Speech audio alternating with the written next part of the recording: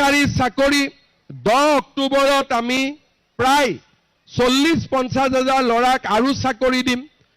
1,70,80 হাজাৰ ল'ৰা ছোৱালীয়ে চাকৰি পাব। লগে লগে আমি পুলিচ বা আন যিমানবিলাক পোষ্ট আছে তাৰ আকৌ নতুন এডভাৰটাইজ আমি দিম। তাৰমানে প্ৰত্যেক বছৰে যাতে এপইণ্টমেণ্ট হৈ থাকিব পাৰে।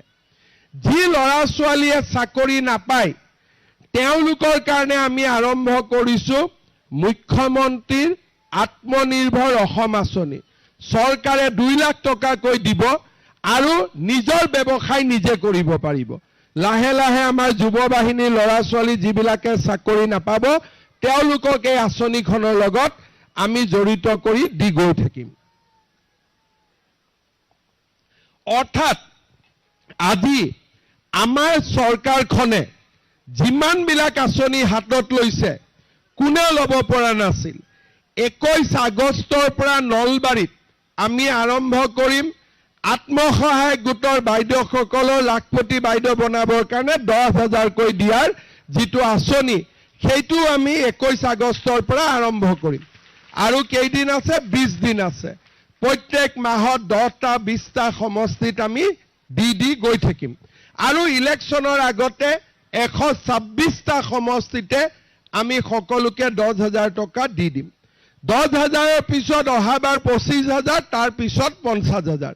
তাৰমানে আমি আগুৱাই গৈ থাকিম। বহুত মানুহে কৈ আছিলে মুখ্যমন্ত্ৰী এনেই কৈছে নেদে 10,000 তহঁতক ঘূৰাই লৈ ফুৰিলে। তেনেকুৱা কথা একো নাই। মোৰ মুখেদি যিটো ওলাব তাক মই কৰিমেই। আৰু মুখেদি ওলোৱাৰ আগতে 10 বাৰ ভাবি লওঁ যে কোৱাটো উচিত হ'বনে নহ'ব। যেতিয়া মই 1 লাখ চাকৰি দিম বুলি কৈছিলোঁ কোনে বিশ্বাস কৰিছিলে?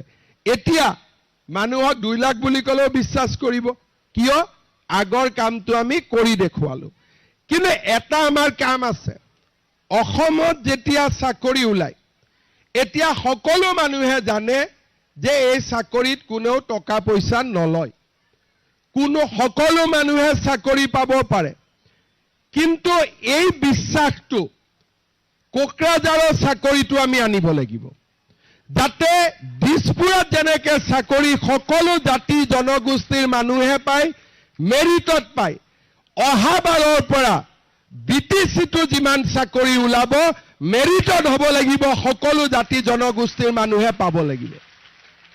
মই 2টা কাম, মাটি বাৰীৰ অধিকাৰ সকলোৱে পাব লাগিব, চাকৰি বাকৰিৰ অধিকাৰ সকলোৱে পাব লাগিব, আৰু চৰকাৰৰ আঁচনিৰ অধিকাৰ সকলোৱে পাব লাগিব। এতিয়া আমি জিঅ' টেগিং কৰিছোঁ। 50,000 ল'ৰাক আৰু চাকৰি দিম। 1,70,80 হাজাৰ ল'ৰা ছোৱালীয়ে চাকৰি পাব। লগে লগে আমি পুলিচ বা আন যিমানবিলাক পোষ্ট আছে তাৰ আকৌ নতুন এডভাৰটাইজ আমি দিম।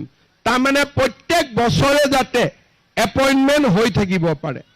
যি ল'ৰা ছোৱালীয়ে চাকৰি নাপায় তেওঁলোকৰ কাৰণে আমি আৰম্ভ কৰিছোঁ মুখ্যমন্ত্ৰীৰ আত্মনিৰ্ভৰ অসম আঁচনি।